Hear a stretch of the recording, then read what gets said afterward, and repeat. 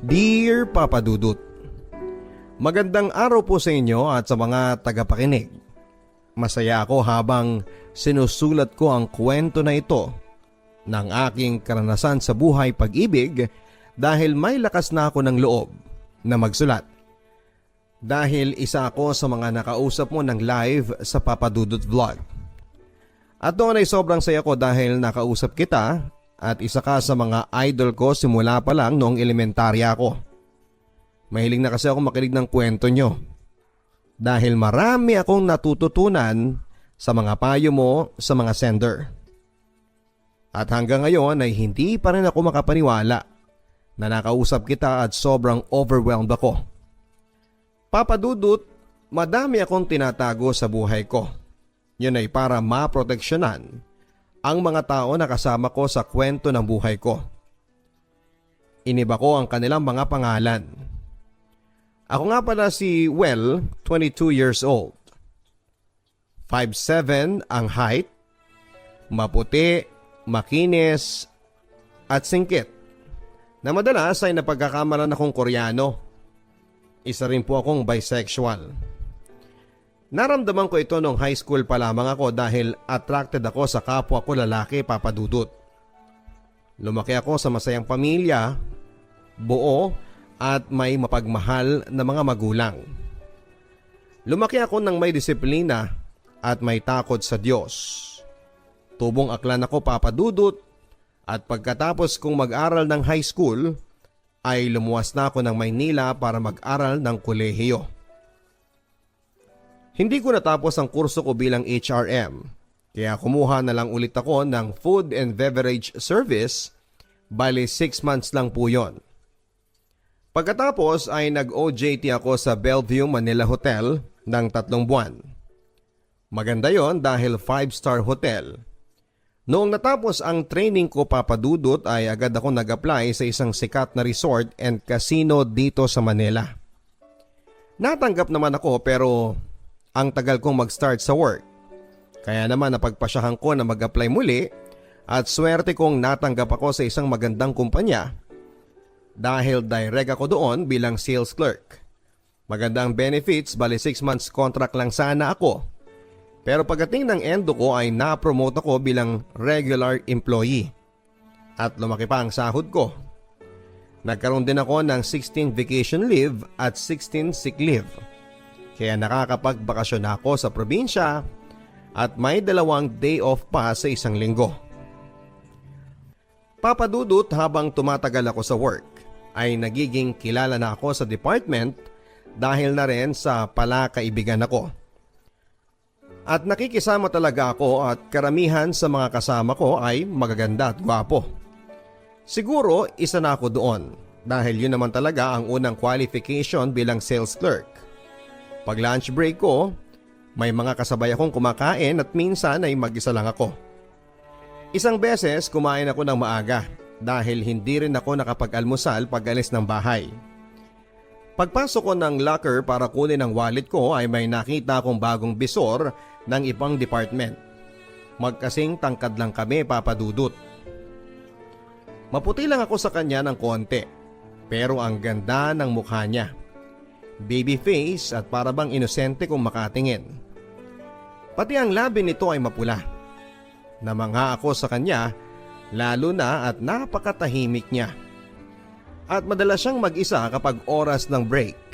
Kaya mas naging interesado pa ako sa kanya at gusto ko siyang makilala. Kaya pasimple akong lumapit sa kanya para tumabi at tingnan ang pangalan sa ID niya. At agad ko naman yung na-search, Papa Dudut, sa Facebook. Jarvie ang pangalan niya. Pagdating ko ng bahay ay inad ko siya. At kinabukasan ay na-accept niya ako at nagpakilala naman ako sa kanya. Agad naman siyang nag-reply ng kilala ba kita. Ako nga pala si Well, taga MS Department. At doon nagsimula ang conversation namin. Napagpasyahan namin na kumain sabay ng lunch break at doon nga ay mas lalo pa akong nagkagusto sa kanya, Papa Dudut. Unang-una dahil magkasing edad lang kami at magka-birthday pa. Jarvie, sabay pala tayong pinanganak. Baka tayo ang meant to be.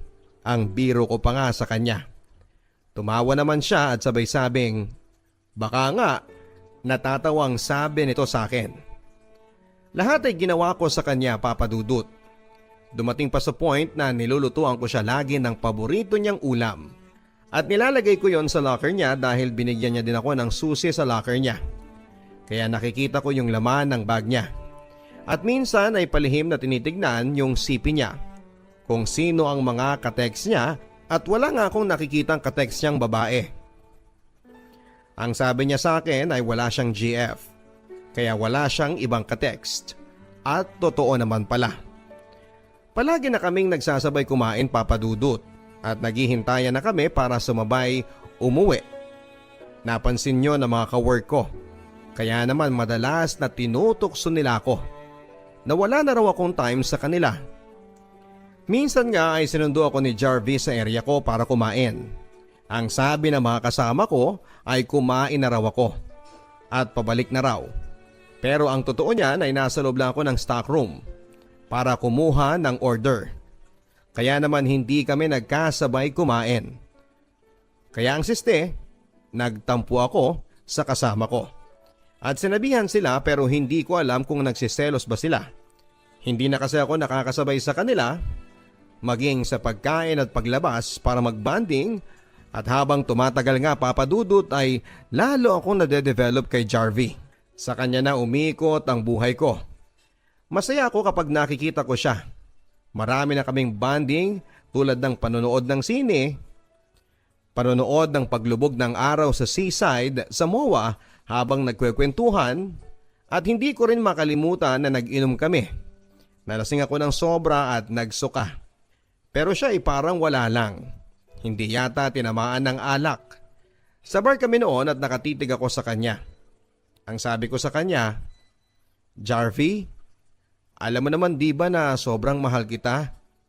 Nagmumukha na nga akong tanga eh. Nag-iwan ako ng letter sa locker mo. Pero hindi mo naman pinapansin yon. At pati sa mga kaibigan ko, nawala na yung atensyon ko sa kanila. Lumayo na sila sa akin dahil puro na lang daw ikaw ang iniisip ko." Habang nagsasalita ako ay tumutulo ang luha sa aking mga mata, Papa Dudut. Well, sa ngayon hindi ko pa alam. Naguguluhan din ako at natatakot na makipagrelasyon sa ganito. Bakit ka natatakot, Jarvie? Dahil ba sa ayaw mong mahusgahan dahil ayaw mong aminin na nahuhulog na ang loob mo sa akin? Tanggap ko naman eh. Kung gusto mo, isekreto na lang natin ang relasyon natin. Pero imbis na sagutin, Papa Dudut, ay sinabi na lang niya sa akin na mag-usap na lamang daw kami pag hindi na kami nakakainom. Kinabukasan, Papa Dudut, ay nahiya na akong humarap sa kanya. Siguro mga 3 araw na hindi kami magkasabay kumain at umuwi hanggang sa nakatanggap ako ng message galing sa kanya. Ang sabi niya ay sabay kaming umuwi at hinintay nga niya ako. Sa daan, Papa Dudut, ay marami kaming pinag-usapan tungkol sa birthday namin na sabay kaming magse-celebrate sa 21st birthday namin at debut namin yon. Sa araw ng birthday namin ay nag-leave ako at siya naman ay nag-half day sa work. Habang hinihintay ko ang kanyang paglabas, ay bumili muna ako ng cake. Bumili rin ako ng kwinta sa silverwork para ipanregalo sa kanya.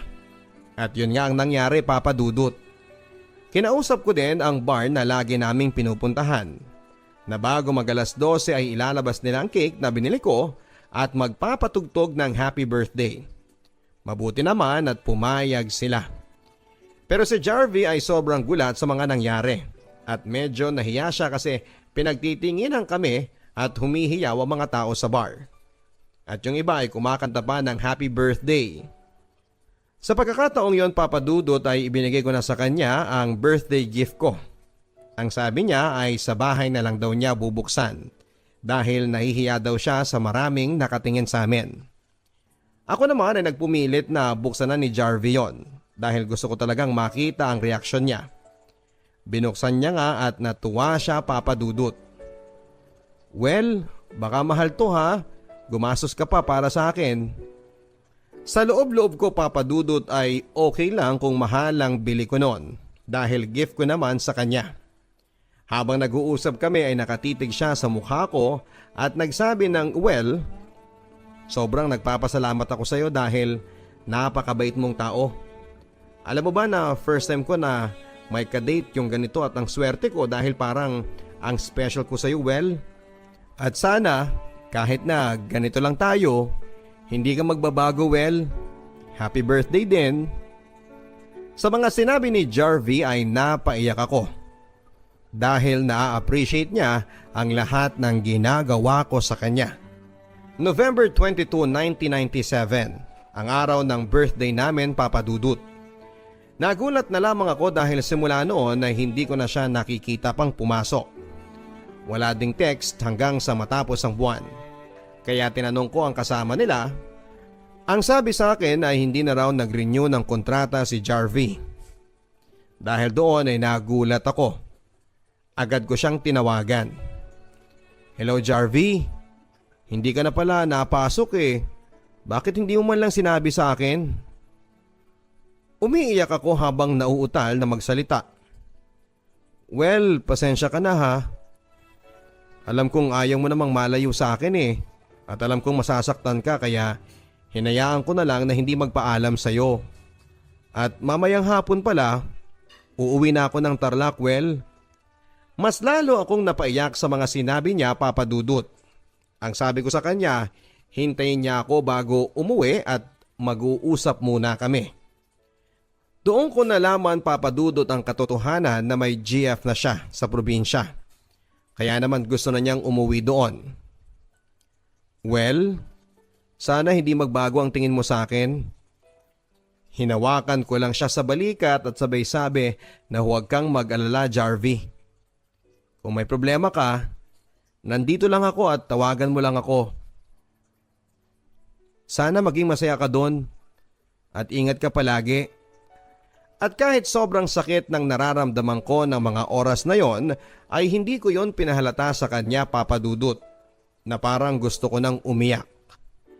Pinilit kong maging masaya sa trabaho ko at hindi pinahalata sa kahit na sino na madalas akong nagiinom sa bar na palagi naming pinupuntahan noon. Hanggang makalipas ang ilang linggo, tinawagan ko si Jarvie sa cellphone niya at babae ang nakasagot. Hindi ko masyadong maintindihan kasi ang unang salita niya ay salita sa Tarlac hanggang sa nagtagalog na siya. "Hello po, si Well to, kaibigan nga pala ni Jarvie. Kumusta po siya?" Wala siya dito. Nanay niya to. Andun siya sa mga barkada niya nakikipag-inuman. Gusto ko na nga siyang bumalik dyan sa Maynila eh. Buti pa dyan, matino. Ikaw pala yung kaibigan niya na si Jarvie dyan sa Maynila. Nakwento ka na niya sa akin. Lagi ka raw nagluluto ng ulam at mabait ka daw sa kanya. Inalagaan mo din daw siya nung nilagnat siya. Natuwa naman ako sa mga sinabi ng mama ni Jarvie, Papa Dudut. Naikwento na pala niya ako sa mama niya. Nang mga panahon na yon, Papa Dudut, ay hinayaan ko muna si Jarvie. Hindi ako nag-text sa kanya o tumatawag. Gusto ko na kasing makapag-move on sa kanya kaya naghanap ako ng mapaglilibangan. At nakita ko sa Facebook ng wall ko na may mutual friend kami na inad ko. Walang iba kung hindi si Axel. At agad naman niya akong inaccept. "Hi po," nag-reply naman siya ng hi din. Doon nag-start ang conversation namin. At napagpasyahan namin na mag-meet. Medyo takot ako kasi hindi ko pa siya nakikita sa personal. Hindi ko din ugali ang nakikipag-meet kung kani-kanino. Pero gusto ko talaga makalimot at magkaroon ng bagong makakausap. Pagkatapos ng trabaho ko ay nagkita nga kami ni Axel. August 11 yon, 2019. Sa Guadalupe sa fast food at doon ay nauna na ako. At nag-order ng pagkain namin. Maya-maya pa ay dumating na siya. "Hi, I'm Axel." Sabay kamay sa akin. "Ako nga pala si Well, 22 years old." Ang sabi ko. "May lahi ka bang Koreano o Chinese? Kasi ang singkit ng mga mata mo. At ang puti mo pala." Ang sabi ko naman ay hindi. Pero sa side ng lola ko, talagang mga mapuputi sila. Sabay ngiti ko. At doon ko nalaman na malaki pala ang agwat ng edad namin. Dahil 41 na siya at may asawa na at 3 mga anak. Ipinakita niya yung picture ng baby niya. Ang cute naman, ang sabi ko. Mana pala sa iyo ang pogi ng anak mo. Mabuti na lang Papa Dudut at pumayag siyang makipagkita sa akin. Marami kaming napag-usapan tungkol sa ex ko. Ang sabi pa nga niya baka panakipbutas ko lang daw siya para makapag-move on. Ang sabi ko naman ay gusto ko lang na may makausap. Sa totoo lang Papa Dudut ay humanga agad ako sa kanya dahil sa ganda ng boses niyang makipag-usap. At hindi halata sa kanya na 41 na siya dahil mukha lang siyang 30. At kahit chubby siya ay cute siya Papa Dudut. Nagji-gym din siya kaso nga lang may asawa na siya at sabi niya sa akin para ko na raw siyang tito dahil lang bata ko para sa kanya. Sa akin ay okay lang dahil naniniwala pa rin ako na wala sa agwat ng edad yon. Kung mahal mo ang isang tao, kaso nga lang may asawa na siya. Pero nagpatuloy naman ang pag-uusap namin. Palagi pa rin kami nagte-text at nagvi-video call. Kahit nasa work ako ay lagi na rin ako nag-a-update sa kanya. Kung ano ang ginagawa ko hanggang sa nawala na nga yung feelings ko para kay Jarvie. At aaminin ko sa inyo na napamahal na sa akin si Axel. Bawat kilos ko ay pinapaalam ko sa kanya. Namasyal din kami sa may Venice sa McKinley Taguig at doon ay sobrang saya namin. Marami kaming picture bonding at umamin ako sa kanya tungkol sa feelings ko. Habang nakatayo kami at nakatingin sa tubig at may mga taong namamasyal. Axel, alam mo salamat sa iyo at napasaya mo ko ulit. Nawala na yung lungkot sa buhay ko. Naging makulay ang buhay ko simula nang makilala kita. Hindi ko alam kung tama ba tong nararamdaman ko dahil may pamilya ka na Axel. Mahal na kita. Sana matanggap mo ako well. Kung kaya mong tanggapin at kung maiintindihan mo ang sitwasyon ko dahil hindi ikaw ang magiging priority ko. Alam mo namang may pamilya na ako. Okay lang sa akin. Dahil mahal na kita. Iintindihin kita. Ang sabi ko pa sa kanya. Noon naman ay tinanong ko siya kung ano pala ang magiging tawagan namin. Ang sabi niya ako raw si Meow Meow at siya naman ay si Aw Aw. Yon ang tawagan namin para maiba. Pumayag naman ako. Dahil yon ang gusto niya Papa Dudut.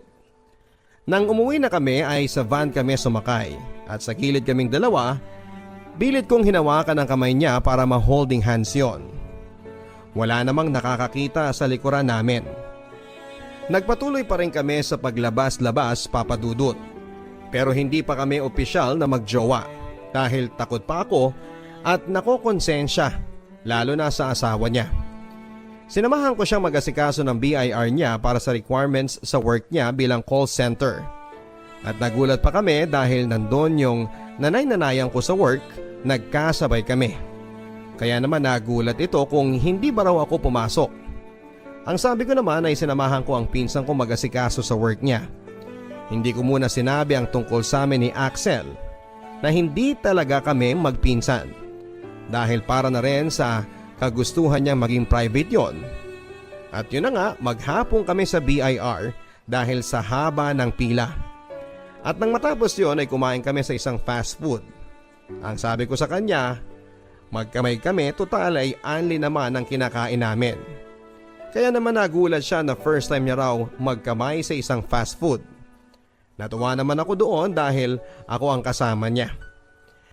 Isang araw ay napagpasyahan namin na pumunta siya sa apartment ko sa araw ng day off ko yon. Sinundo ko siya sa MRT Taft Station dahil hindi raw niya kabisado pumunta sa apartment. At doon nga Papa Dudut ay naganap ang hindi ko makakalimutan.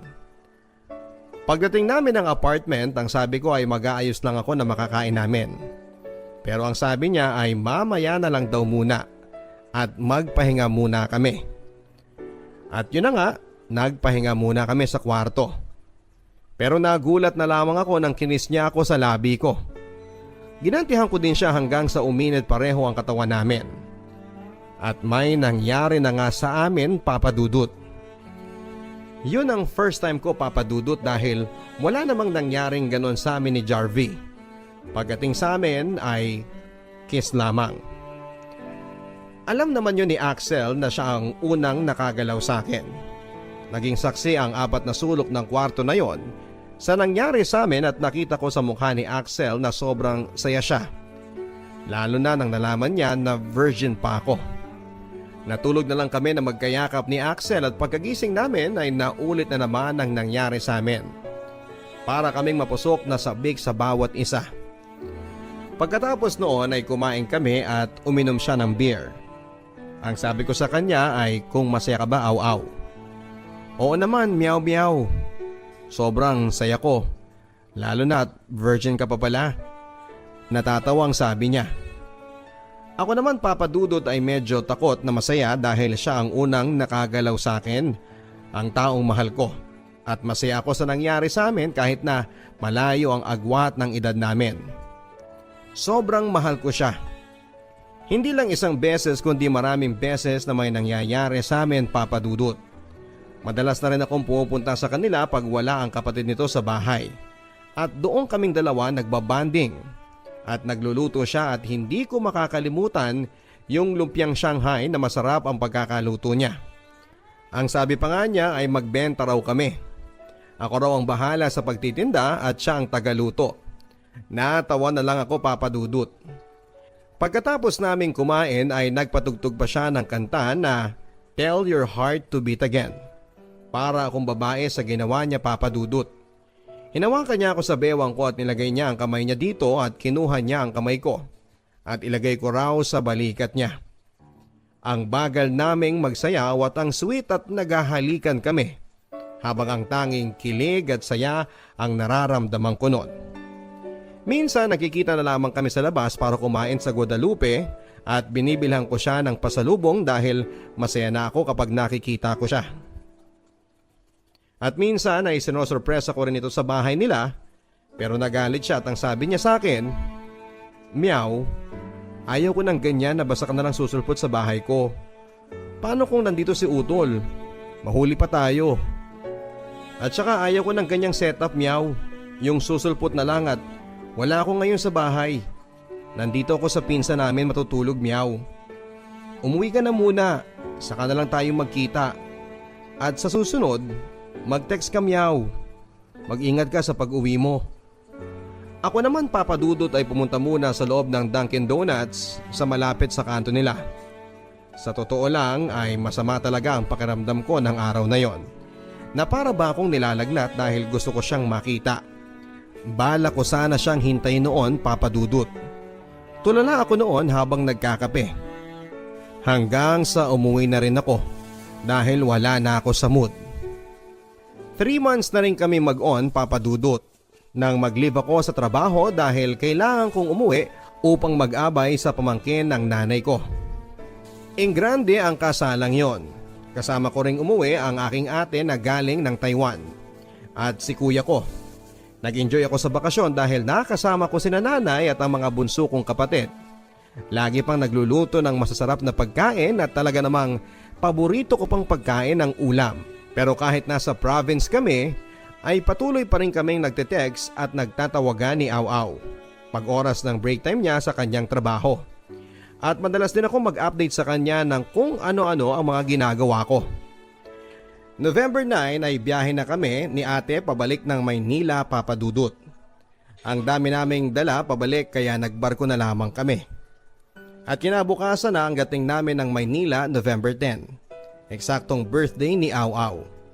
Hindi niya alam ang pagbalik ko at gusto ko talaga siyang sorpresahin at wala siyang kamalay-malay na habang katext niya ako ng gabing yon. At bago magpatakang alas 12 ay nagpadala na ako ng video. At doon ay may mensahe na binabati ko siya ng happy birthday. Ginawa ko ang video sa bahay pa lang, Papa Dudut. Sa room ko at ayaw ko naman siyang tawagan baka malaman niya na pabalik na pala ako. Sakto naman ang dating namin ng Maynila alas 6 ng umaga. Kaya nakapagpahinga pa ako at nakatulog ng 3 hours bago ako mag-ayos at pumunta kay Aw Aw. Dala ko ang mga pasalubong ko sa kanya. Mas dumami yon dahil nadagdagan ng mga tsokolate galing Taiwan at may mga pagkain na ipinagmamalaki sa aming probinsya. Bumili din ako ng cake at nakasakay na nga ako sa van at noong malapit na ako sa kanila ay tumawag ako sa kanya. Hello, Aw. Good morning. Happy birthday, mahal ko. Kagigising mo lang ba? Hello, Meow. Salamat, oo, kakagising ko lang. Hindi pa ako nakakapagkape. Aw, may surprise ako. Pupunta ako dyan sa inyo. Madami akong dala kaya salubungin mo na ako, ha? Hindi ba, Aw, nasa province ka? Niloloko mo yata ako eh. Papadudot na gulat nga siya at ang sabi niya ay bakit pa raw ako nag-abala. At marami siyang tanong. Bumili kami ng litsyong manok sa labas at marami pa sana akong bibilhing pagkain. Pero pinigilan naman ako nito na huwag na raw dahil kami lang namang dalawa. Naawa ako sa kanya noon, buti na nga lang at humabol ako sa birthday niya dahil wala talaga siyang kasama. Yung kapatid niya ay nasa trabaho naman. Pagkatapos ko siyang kantahan ng happy birthday song ay kumain kami at sumayaw kaming dalawa ng sweet song. Ang saya-saya naming pareho. Panay akong yakap at halik sa kanya. At ganon din siya sa akin. Meow. Salamat at napasaya mo ko ngayong araw. Salamat at nandiyan ka. Maunawin ka at sobrang napakamalalahanin mo, Meow. Sana hindi ka magbago. Aw, sobrang mahal kita. Kahit na sobrang komplikado. At sana hindi mo ko iwan. Mahal na mahal kita. Pagkatapos ay may nangyari sa amin noon. Natulog na ako dahil pagod ako at siya naman ay nagsimba muna at sa totoo lang papadudot ay sobrang mahal na mahal ko na siya. November 22, 2019 ay nagdiwang din ako ng birthday ko. 22 years old na ako at nagsimba kami ni Aw sa Quiapo. Bumili kami ng bracelet namin na ang ibig sabihin daw ay lucky charm. Pinagawa talaga yon ni Aw kung kaya sobrang iningatan ko yon. At hanggang ngayon ay nasa sa akin pa rin. Pagkatapos namin magsimba ay nag-check-in kami sa hotel upang doon na mag-overnight. Maraming nangyari sa gabi na yon, papadudot. Uminom kaming pareho. Lasing at kinantahan niya ako at nag-video pa siya ng pagbati sa aking kaarawan. First week ng December, papadudot, ay dumating ang kinakatakutan ko. Ang pag-uwi niya ng probinsya kung saan ay andon ang asawa at anak niya. Sinabi niya yun sa akin at wala naman akong magawa dahil mahal ko siya. Lahat ng gusto niyang gawin ay sinusuportahan ko. At nabanggit niya rin sa akin na baka sa iligan na siya mag-work sa construction firm. Papadudot, bago siya umuwi ay niyaya ko muna siya na mamasyal sa MOA. At para na rin mabilhan ng pasalubong ang anak niya ng damit, sapatos, laruan at pinabalot namin yon sa gift wrapping section. At noong matapos na kaming kumain sa restaurant ay nag-check-in muli kami sa isang hotel. Doon ay sobrang memorable sa akin. Pagkatapos noon ay nagpahinga at natulog na si Aw habang yakap-yakap niya ako. Ako naman ay gising noon. Iniisip ko ang aming sitwasyon. Sa pagising niya, Aw, wag mo kong iwan ha, kahit na ano man ang mangyari. Mahal na mahal kita. Pagkatapos noon ay may kinuha siyang supot. Naglalaman yun ng stuffed toy na binili namin sa SM. Sobrang cute noon at aso yung stuffed toy. Ang sabi niya ay i-video mo ko, Meow. At sabi niya sa video, Aw, please take care of my Meow. Sabay halik dito at ibinigay sa akin. Kapag na-miss mo ko Meow, yakapin mo lang yan. At itabi mo sa pagtulog mo. Parang nasa tabi mo na rin ako niyan. Salamat Meow ha. Andiyan ka lagi para sa akin. Sabay yakap niya sa akin. Noong nasa province na si Aw ay nag-text siya sa akin na natapilok siya sa barko at namamaga pa raw ng sobra ang kanyang paa. Nag-worry ako papadudot dahil nang sumunod na araw ay kamay naman niya ang naaksidente sa motorsiklo. Kaya ang ginawa ko ay mas napadalas ang pagtitext ko sa kanya. At minsan pag andun siya sa bahay ng nanay niya ay tumatawag din ako sa kanya. Hanggang sa pag first monthsary namin ay nag-celebrate ako noon. At kahit nasa probinsya ay sinosurpresa ko pa rin si Au. Bumili ako ng regalo sa kanya sa SM, bali branded na perfume yung Polo. Medyo may kamahalan yon pero okay lang dahil sigurado ako na magugustuhan niya yon. Bumili din ako ng character shoes na nakita namin dati na alam kong gusto niya. Pagka uwi ko ay nagpaprint pa ako ng mga pictures namin at bumili ako ng mga balloons at kung ano-ano pa at nag-set up din ako sa room. Natuwa naman ako sa resulta. Au, happy monthsary! Mahal na mahal kita. Nagustuhan mo ba ang surprise ko sa'yo? Eto nga pala mga gift ko. Pagbalik mo na lang buksan ha. O meow, nakakagulat naman yan. Ang daming pictures. At saka ang mahal niyan. Nag-abala ka pa. Ang sweet mo talaga. Thank you for the love ha. Sinabi din sa akin ni Au Au na pabibinyagan niya ang bunso niya. At kukunin akong ninong ng anak niya. Kaya natawa ako.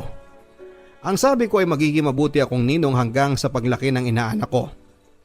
Lumipas ang ilang buwan at araw. Hanggang sa dumalang na siyang mag-text sa akin at ang sabi niya ay andyan daw ang misis niya. At baka mahuli kami. Kaya naman na-stress ako ng sobra. At dahil na rin sa pagkamis ko kay Au Au ay madalas akong nasa loob ng kasino. Noon ay naging addict ako sa paglalaro. Nawiwili ako at nalulustay ko ang pera ko at minsan sa bar ay mag-isang nagiinom at parang baliw na rin. Na tumutulo na lamang ang luha ko ng mag-isa. Napapaiyak ako dahil sa sobrang pagkamis ko kay Au Au. At ayaw ko siyang mawala kahit na may asawa na siya ay tanggap ko yon. Kahit na magmukha akong tanga ay wala na akong pakialam. Hanggang sa tumawag siya sa akin. Ang sabi niya ay huwag ko munang ipadala sa package ang mga nabili ko dahil luluwas na siya ng Maynila at magkita na lamang kami. Kaya naman na-excite ako doon. Ang dami kong text sa kanya. Gusto ko pa nga siyang sunduin sa terminal. Gusto ko siyang yakapin ng mahigpit. Au Au, sabik na akong makita ka. Pero sa dami ng text ko ay hindi naman niya nire-replyan yon. Maging ang mga tawag ko ay pinapatay din niya. Lalo tuloy ako na-stress. Nag-isip ako ng sobra kung bakit ganon ang nangyayari. Okay lang kaya si Au ngayon? Nagdasal pa ako na sana kung ano man ang ginagawa ngayon ni Au Au ay wag sana siyang pabayaan. Baka may problema siya at sana ay makayanan niya papadudot. Sobrang miss ko na si Au Au. Sana'y magparamdam na po siya kahit sa text man lang. Hanggang sa may nakita ko sa Facebook na iba na ang pangalan pero mukha niya ang profile. Tinignan ko yon at hindi ako nagkakamali.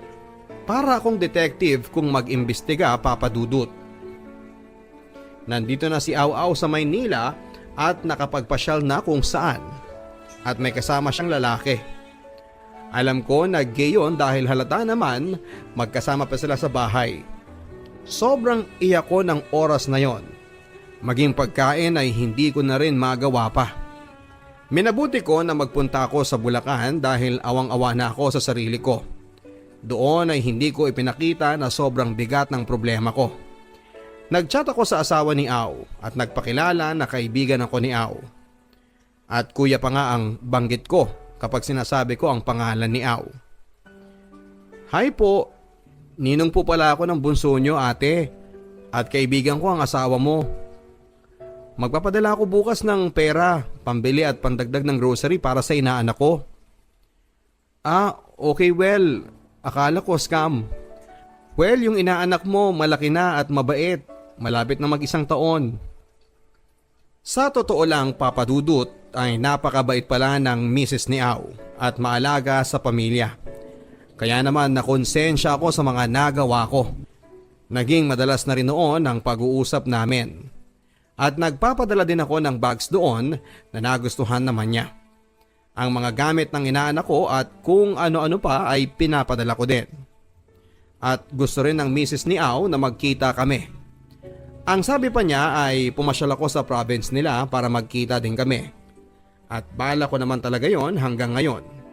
Ay palagi pa rin kami nag-uusap at hindi pa alam ng misis niya ang tungkol sa amin ni Au. Sa loob-loob ko ay gusto kong humingi ng tawad sa kanya. Alam niya ni Lord at kung ano man ang kaya kong maitulong ay gagawin ko yon para din sa inaanak ko. Si Au naman hanggang sa ngayon ay mahal ko pa rin. Pero hindi na katulad ng dati dahil ayaw kong agawan ng atensyon ng asawa at anak niya.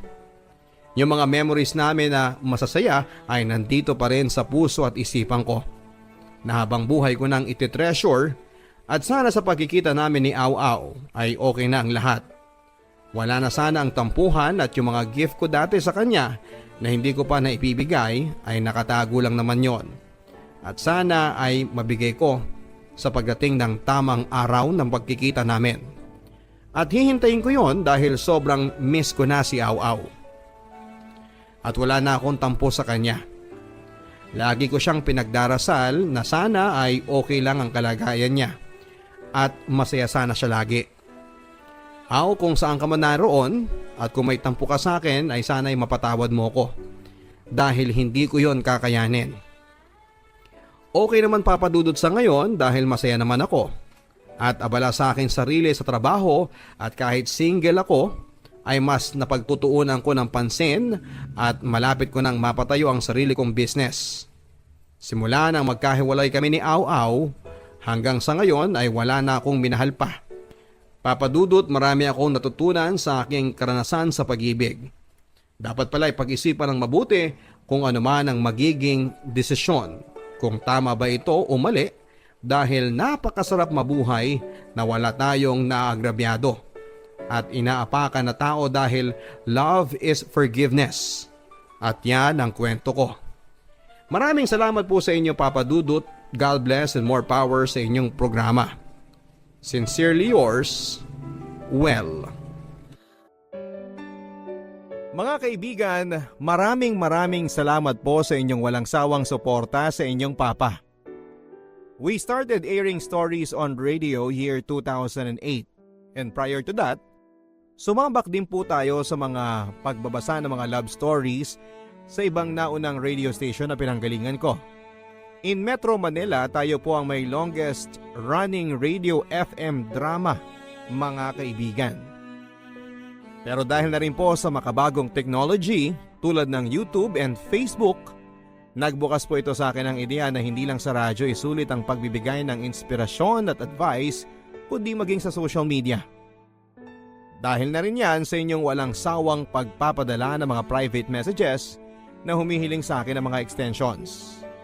Kaya naman starting today, mapapakinggan nyo na po weekly ang mga original and exclusive stories na babasahin po ng inyong papa. Inedit at pinili ko po mismo ang mga storyang i-feature natin sa social media. At kung mabibigyan ng pagkakataon ay may i-upload din natin to sa ibang platform. Pero bago po tayo magsimula sa pagbabasa, gusto ko po kayong i-invite na manood ng aking mga personal video vlog sa channel na ito. Natutuwa po ako sa mga pagbabasa ng mga comments ninyo. Siguradong maa-amaze po at matatawa kayo sa mga travel and personal vlogs ko. Samantala, sa mga gustong magpadala ng kanilang stories for exclusive playing sa social media, ipadala po ito via email sa papadudodstories@gmail.com.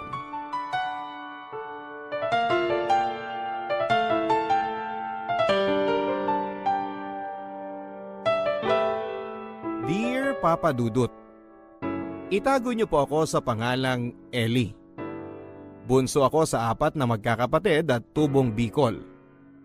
Hindi ko na lang po sasabihin ang eksaktong lugar namin sa Bicol para sa aming privacy at respeto na rin po sa kahilingan ng aking mga magulang na malayo sila sa kahihiyan.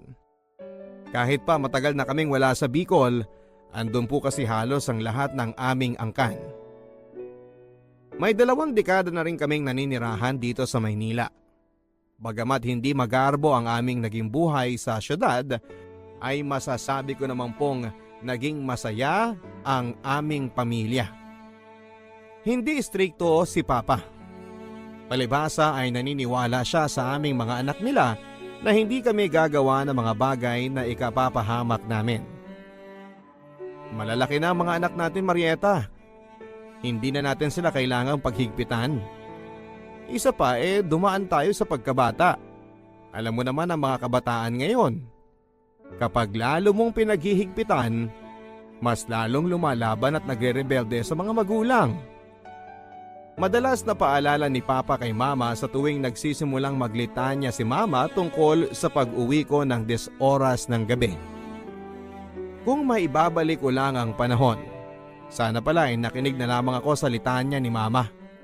Na umuwi ako araw-araw ng maaga at umiwas sa mga maling barkada. Kung pwede lang sana ako mag-time travel. Marami kasi akong nagawa sa nakaraan na labis kong pinagsisisihan. Anyway, balik po tayo sa past. Ang mga kapatid ko ay may kanya-kanya na ring mga asawa at anak. Magto-24 na ako pero hanggang ngayon ay wala pa rin akong nagiging boyfriend. Pagkatapos ko kasing makipaghiwalay sa 3 kong naging boyfriend noong college, ay parang tinamad muna akong makipagrelasyon. Isa pa ay napapagod na rin akong ilihim kay Mama ang pag-BBF ko. Nakakatakot kasi si Mama. Baka masampal pa ako. Yun kasi ang lagi niyang panakot sa akin. Ang makakatikim ako sa kanya ng malutong na sampal kapag nagkamali akong magpabuntis sa kung sinong lalaki na walang matinong buhay. Unahin ko daw muna ang pag-aaral ko. Ibang-iba sila ni Papa kung gaano kaluwag sa amin si Papa ay siya namang higpit sa amin ni Mama.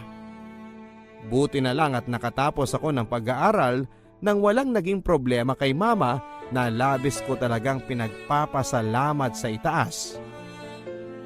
Sa totoo niyan, wala naman akong sineryoso sa lahat ng mga naging ex ko sa high school at college, Papa Dudut. May hinahanap kasi ako sa isang lalaki na hindi ko naman nakita sa mga naging karelasyon ko noon. Sabihin na nating picky o choosy ako at ayaw kong mapunta sa lalaking pwede na. Mas gusto ko yung lalaking pwede ko ding ipagmalaki sa lahat. Hindi naman po sa pagbubuhat ng sariling bangko, Papa Dudut, pero marami kasi ang nagsasabi sa akin na maganda daw ako. Kahawigan ko raw po si Angel Locsin, lalo na noong gumana pa siyang Darna sa GMA. Kasing sexy ko daw po kasi si Angel Locsin, sabi ng mga close friends ko sa opisina. Idagdag mo pa ang mapang-akit na mata kong tumitig. Isang araw ay lumapit sa akin ang isang office mate ko, si Rhea. May ipapakilala daw siya sa akin mamayang uwian. Oh, game ka na mamaya ha? Mabait si Jude. Yun nga lang, mahiyain pagdating sa'yo. Nagtataka nga ako sa kanya kasi hindi naman yun mahiyain dati. Pero parang sa'yo lang umurong yung dila niya at nawala yung self-esteem niya. Sigurado ka bang mapagkakatiwalaan yung Jude na yan? Oo naman, bes. Pinsang ko yun malinis ang record noon. Pagbibida pa ni Rhea sa pinsan niya na matagal na raw akong gustong makilala. Matangkad, makisig at maalaanghel ang kanyang mukha, Papa Dudut. At aaminin ko sa inyo, malakas ang dating niya sa akin. Maala Ruru Madrid ang datingan niya. Parang man of my dream siya sa kagwapuhan niya. Manager pala siya ng isa sa mga suppliers ng materyales sa aming kumpanya. At dahil trabaho ko ang makipag-coordinate sa mga suppliers ng aming company, agad siyang nagkaroon ng dahilan para makuha ang CP number ko. Isang gabi ay nakatanggap ako ng text mula sa kanya. Hi, good evening Miss Ellie, ang sabi niya sa text. Agad ko naman itong nireplyan ng good evening din po, may I help you? With matching smiley pa para hindi naman awkward sa kanya. Pero laking gulat ko sa naging sagot niya sa akin. Tinatanong niya ako kung may boyfriend na raw ba ako. Siyempre dahil tipo ko siyang lalaki, ay wala na rin akong paligoy-ligoy sa pagsasabi na wala. Matagal na akong single. Pagkatapos ng pangyayaring yon, ay napadalas na ang pag-uusap namin ni Jude. Madalas na rin ang paglo-load ko ng Anli noon para lang makapag-reply sa mga text niya. Lumampas na rin ako sa budget load ko monthly. Dahil hindi na rin ako nakontento sa text, tumatawag na rin ako sa kanya. Napadalas na rin ang pagdalaw niya sa office namin. At palagi pa niya akong inaabangan sa uwian para ihatid lang sa tinutuluyan ko. Nagrent na rin kasi ako ng apartment malapit sa opisina at weekly na lamang akong umuwi sa bahay namin. Hindi nga nagkamali si Rhea sa pagbibida sa pinsan niyang si Jude. Gwapo, mabait, maginoo at maalalahanin siya, Papa Dudut. Dahilan para mabilis na mahulog ang loob ko sa kanya. Wala pang isang buwan nang naging kami na, Papa Dudut. Talaga? Sinasagot mo na ako? Nakangiting reply ni Jude sa akin. Oo naman. Bakit? Ayaw mo ba? Sige, wag na lang. Noon naman ay natatawa ang sabi ko sa kanya. Ikaw naman inaasar mo pa ako. Siyempre gusto ko maging tayo. Thank you Ellie ha. I love you. Mahal na mahal kita. Hindi ka magsisisi. Mas lalo ko sa iyong ipaparamdam na mahal kita. Excited at pasigaw na sabi ni Jude sa akin.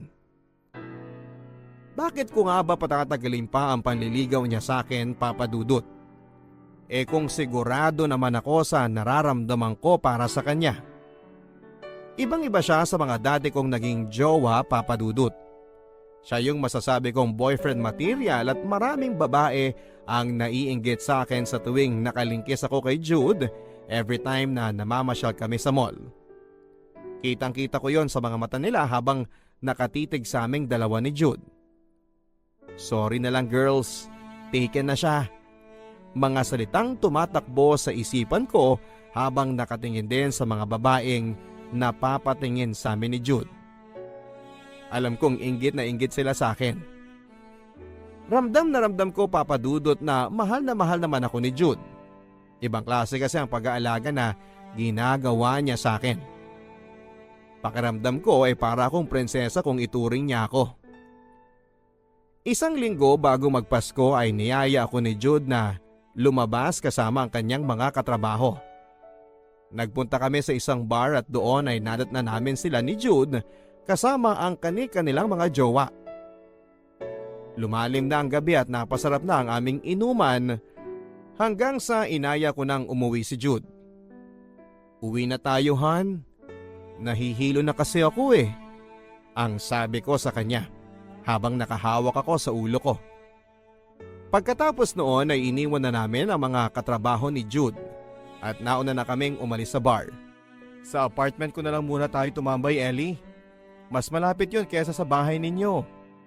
Isa pa, ayaw na kitang ipahatid pa sa taxi. Masyado nang malalim ang gabi, ang sabi ni Jude. Pumayag ako na sa apartment na lamang ni Jude ako makitulog. Masyado na rin kasing gabi at nahihilo na ako ng mga oras na yon. Dumating kami sa apartment at doon ay nakaramdam ako ng kakaibang init sa katawan. Dala marahil ng alak. Pinagbihis naman ako ni Jude dahil masyadong araw mainit ang suot-suot ko. Ang init pa rin talaga, Han. Iba ang effect sa akin ng alak, Jude. Parang namumula na yung buong katawan ko, ang sabi ko sa kanya. O sige, mag-shower ka muna para mahimasmasan ka. Teka ha, ikukuha lang kita ng towel sa loob. Sagot naman ni Jude sa akin. Sige Han, iabot mo na lang sa akin yung towel sa loob ng shower room. Pahabol na sabi ko sa kanya habang papunta na ako sa loob ng shower room. Oh Han, bakit pumasok ka na sa loob ng shower room at bakit? Gulat at nagtataka ang sabi ko kay Jude, Papa Dudut. Naputol na rin ang sasabihin ko sa kanya nang makita ko itong nasa harapan ko na wala na itong saplot. Pero imbis na sumagot si Jude ay niyakap niya ako ng mahigpit, Papa Dudut. Sinamahan na rin niya akong maligo sa shower room At doon ay may nangyari sa aming dalawa.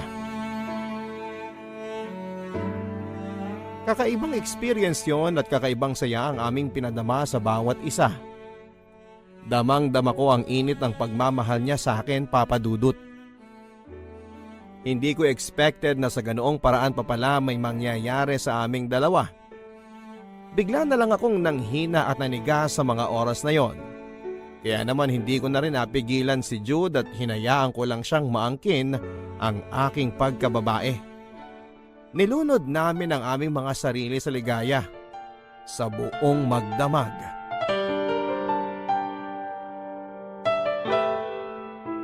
Kinabukasan ay parabang walang nangyari sa amin.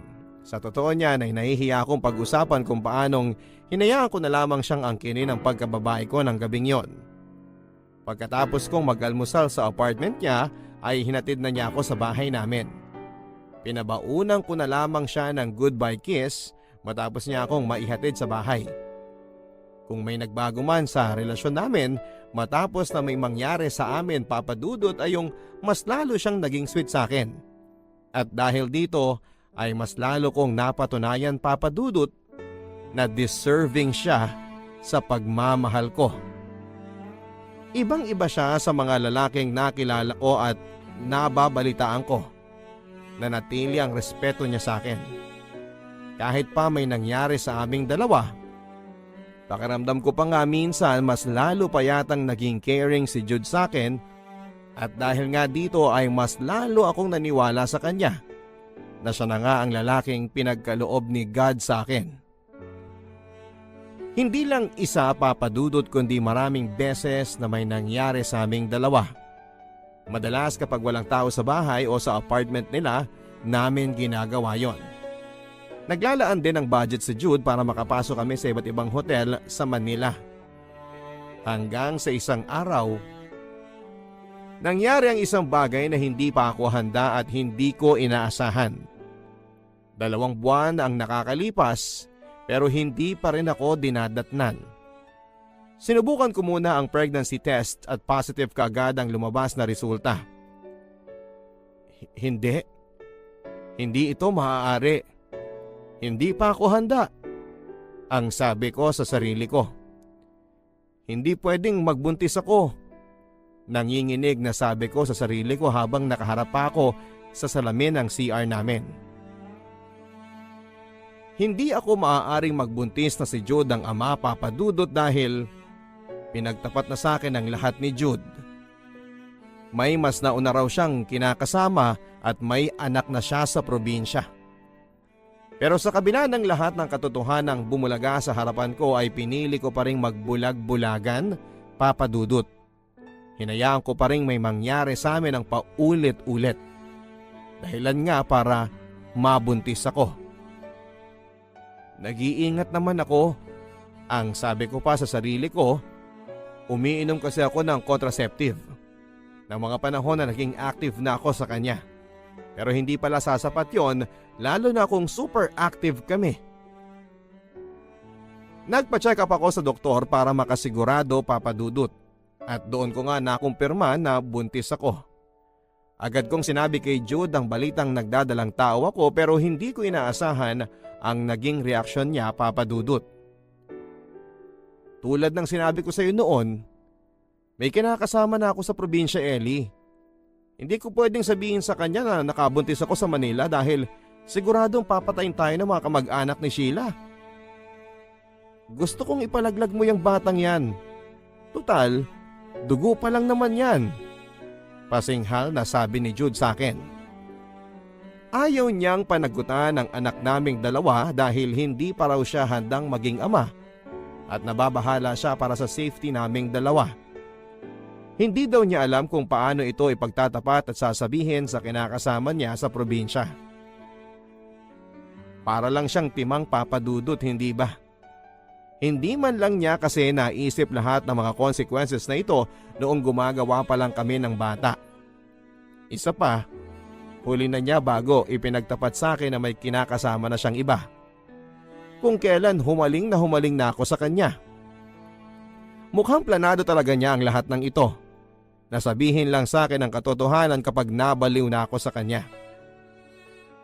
Wala na akong nagawa pa, Papa Dudut, kundi ang iyakan na lamang ang mapait na sinapit ng buhay ko sa piling ni Jude.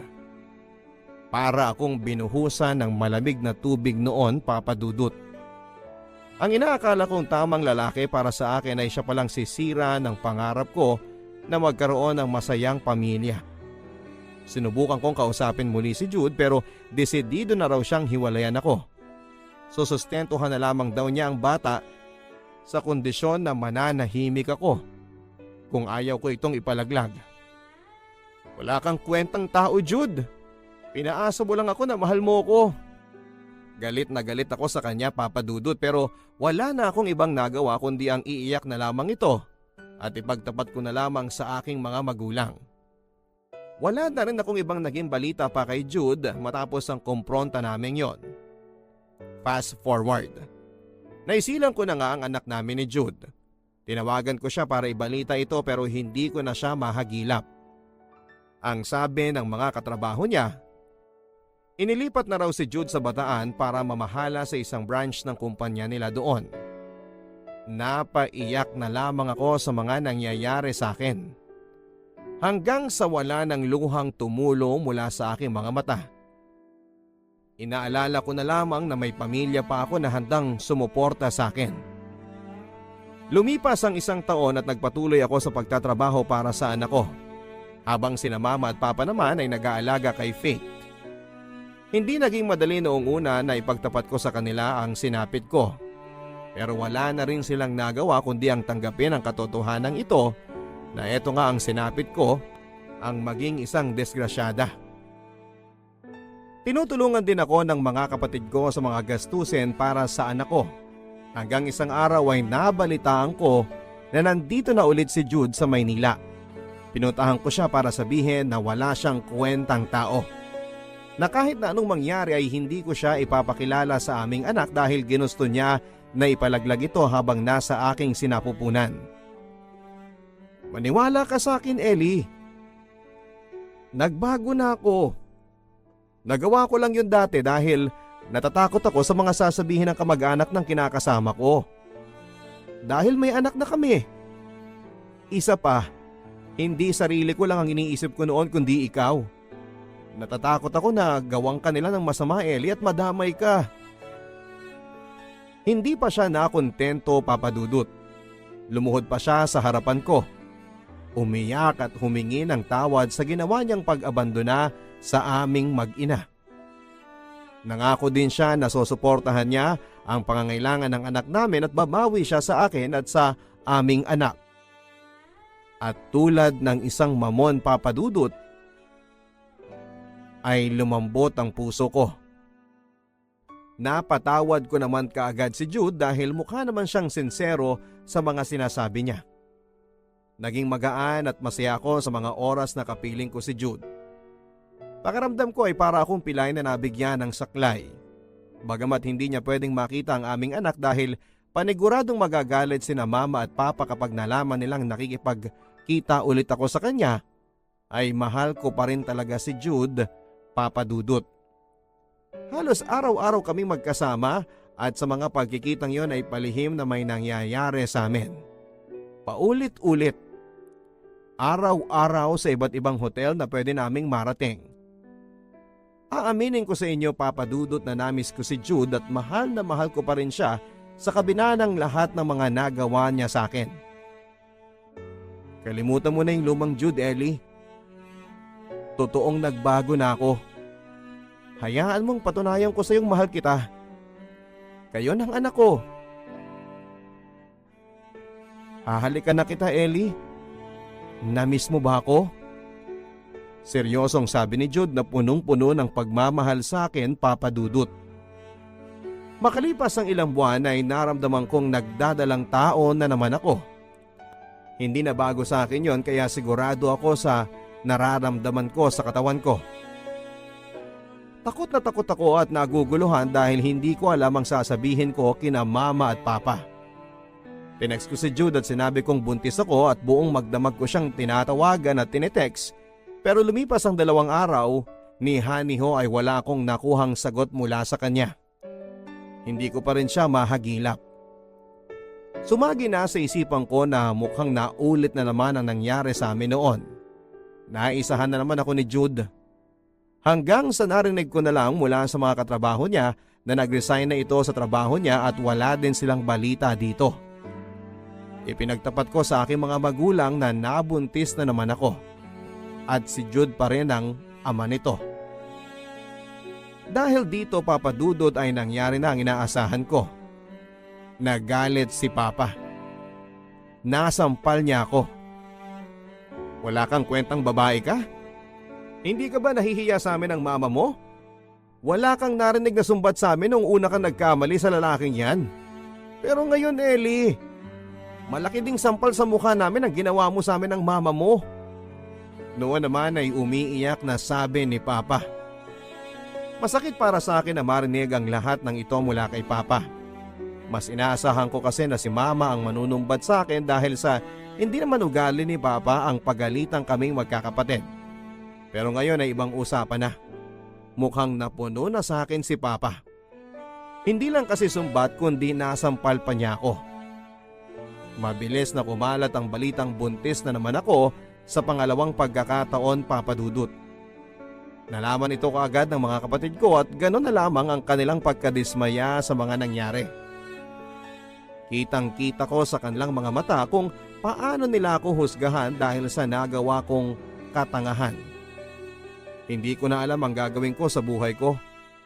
Gusto ko nang magpakamatay noon, Papa Dudut, pero sa tuwing inaalala ko si Faith, ang panganay ko, kung sino na lang ang mag-aalaga sa kanya kapag sumuko na ako, doon ay nabubuhayan ako. Pinalayas ako nila Mama at Papa sa sobrang galit nila sa akin. Hindi nila pinasama ang anak ko. Nagawa ko raw ito ng mag-isa kaya dapat kong panindigan ng nag-iisa. Wala akong ibang tinakbuhan kundi ang panganay kong kapatid upang humingi ng tulong. Mabuti na lamang at nauunawaan ako ni ate at pinayuhan sa nagawa kong pagkakamali. Ellie, hindi ka pa ba nadala sa una mong pagkakamali? Huwag mong ikatwiran sa akin na mahal mo siya kaya ka bumuka ka. Hindi katwiran na mahal mo siya pero hindi mo gagamitin ang utak mo. Alam mo naman na hindi pa tayong lahat nakaka-recover sa unang pagkakamali mo sa parehong lalaki, Ellie. Sana, nag-ingat ka na. Sana, hindi ka basta-basta nagtiwala. Seryosong sabi sa akin ni ate. Ate, patawarin mo ako. Sa maniwala at sa hindi, nagmahal lang ako at nabiktima ng maling lalaki sa buhay ko. Hindi naman siguro masamang magmahal, ate, hindi ba? Alam mo yan, minahal mo din si kuya. Sagot ko naman sa kanya. Oo, nagmahal ako sa kuya mo, Ellie. Pero siya ang tamang lalaki para sa akin. At hindi ko pinahamak ang sarili ko sa pagmamahal sa maling tao. Mauunawaan ko kung isang beses kang nadapa at bumangon ka ulit pero anong ginawa mo? Nadapa ka ng isang beses, nginudgod mo pa sa pangalawang pagkakataon ng sarili mo sa koral. Dahil nagpauto ka na naman sa parehong maling lalaki. Masyado kang naging bulag at naging makasarili sa pagpapakalunod mo sa lalaking yan. Litanya pa sa akin ni Ate Kate, bagay na kinatahimik ko. Tumagos sa puso ko, Papa Dudut, ang mga pangaral na ibinigay sa akin ni Ate Kate. Tama siya. Hindi ako dapat naging makasarili sa pagtitiwala ko at pagbibigay kong muli ng sarili ko kay Jude. Naging maingat na dapat ako dahil hindi lang sarili kong kaligayahan ang dapat na iniisip ko, kundi pati na rin ang damdamin ng ibang tao na nagmamalasakit at nagmamahal sa akin, tulad ng anak ko at ng pamilya ko. Pero ano nga bang magagawa ko, Papa Dudut? Kundi ang maghintay sa himala ng langit na sana'y pabalikin niya sa akin si Jude na puno ng pagsisisi sa mga nagawa niya. Yung magbago sana si Jude at mag-mature na siya para ma-realize niya na ako yung babaeng sineseryoso. Pero hindi nangyari ang hinihingi kong himala, Papa Dudut. Makalipas ang ilang buwan ay isinilang ko na naman ang bunso kong anak na lalaki. Aaminin ko, Papa Dudut, mas nahirapan ako sa pangalawang pagbubuntis ko. Palibhasa ay wala kasi akong naging katuwang kundi ang Ate Kate ko lamang. Dito ko mas lalong na-realize ang kahalagahan ng pamilya na handang umagapay sa akin noon sa panahong kailangan ko ng suporta, pag-intindi at pagmamahal nila. Pero anong sinukli ko sa kanila? Mas inuna ko munang mabuhay sa pantasya na seseryosohin ako ni Jude. Isang araw ay sinubukan kong lumapit kina Mama at Papa. Nagbabaka sakaling napatawad na nila ako. Napaiyak na lamang ako sa tuwa nang salubungin nila ako kasama ang anak kong si Faith. Tuwang-tuwa silang makita nila ako at ang bunso kong lalaki. Kahit na anong mangyari, walang ibang tutulong at masiintindi sa iyo, anak, kundi kaming mga magulang mo. Patawarin mo kami ng mama mo kung naging matigas kami at natiis ka namin itong nakaraan. Pero hindi ibig sabihin noon, anak, ay hindi ka namin mahal. Gusto lang namin na magtanda ka na. Naluluhang sabi sa akin noon ni Papa. Noon naman ay hindi ko na nakayanang bumalong nang nagmamadali ang mga luha ko sa aking mga mata. Wala akong ibang nasabi at nagawa kundi ang yakapin sila ni na Mama at humingi ng sorry sa kanila. Ma? Pa, sorry po. Umiiyak na sabi ko.